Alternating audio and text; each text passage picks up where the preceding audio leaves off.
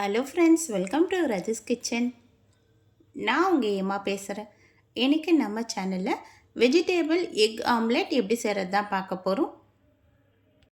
Friends, காய்கறி சாப்பிடாத குழந்தைங்களும் முட்டை சாப்பிடாத குழந்தைங்களுக்கும் இது போல் செஞ்சு கொடுங்க.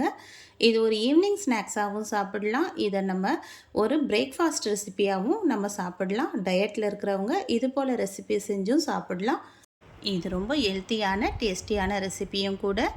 இந்த ரெசிபி எப்படி செய்யலாம் நம்ம வீடியோக்குள்ளே போய் பார்க்குறதுக்கு முன்னாடி நம்ம சேனலை முதன்முறையாக பார்க்குறீங்கன்னா சப்ஸ்கிரைப் பண்ணிவிட்டு கூட பெல் ஐக்கனை கிளிக் பண்ணிவிட்டு பாருங்கள் ஃப்ரெண்ட்ஸ். அப்போ தான் நான் போடுற வீடியோலாம் உங்களுக்கு நோட்டிஃபிகேஷனாக வரும். இப்போ வாங்க வீடியோக்குள்ளே போகலாம்.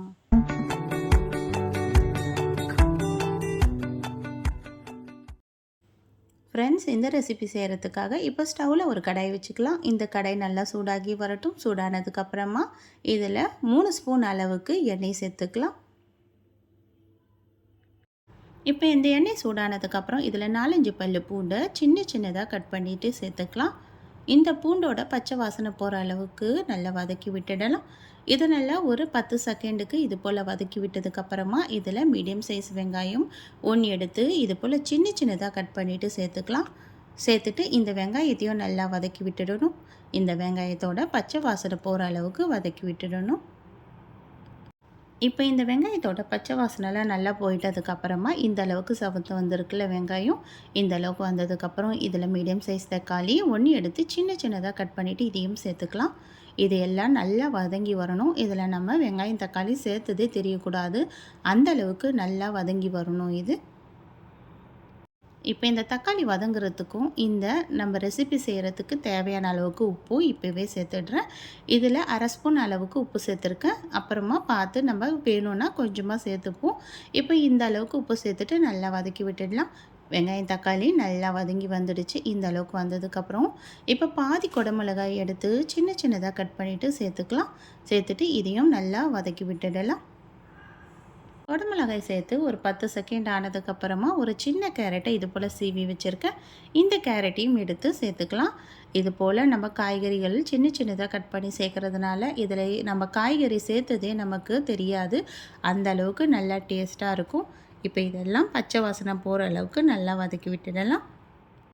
இது நல்லா சேர்த்துட்டு ஒரு நிமிஷம் ஆனதுக்கப்புறமா இதில் நம்ம மஞ்சள் தூள் 1/4 ஸ்பூன், 1 டேபிள் ஸ்பூன் அளவுக்கு குழம்பு மிளகாய் தூள் சேர்த்துக்கலாம். சேர்த்துட்டு இதை நல்லா கலந்து விட்டுடலாம். இந்த குடமிளகாய் கேரட்லாம் நம்ம சேர்த்தோம்ல, இதில் இருக்கிற ஈரப்பதத்திலேயே நம்ம இப்போ இந்த மிளகாய் நெடி போகிற அளவுக்கு கலந்து விட்டுடலாம். இந்த அளவுக்கு நல்லா மிளகாய் நெடியெல்லாம் நல்லா போனதுக்கப்புறம் நல்லா ஒரு நிமிஷம் ஆனதுக்கப்புறம் நல்லா காய்கறிகள் நல்லா சுருங்கி வந்துடுச்சு. இந்த அளவுக்கு வந்ததுக்கப்புறம் ஸ்டவ் லோ ஃப்ளேமில் வச்சுட்டு இப்போ ஒரு மிக்சிங் பவுலில் 4 முட்டையை உடச்சி ஊற்றிருக்கேன். இதில் 1/4 ஸ்பூன் அளவுக்கு உப்பு சேர்த்துட்டு இது போல் நல்லா அடித்து கொடுத்துக்கலாம். இந்த முட்டை நல்லா கலந்து வரணும்.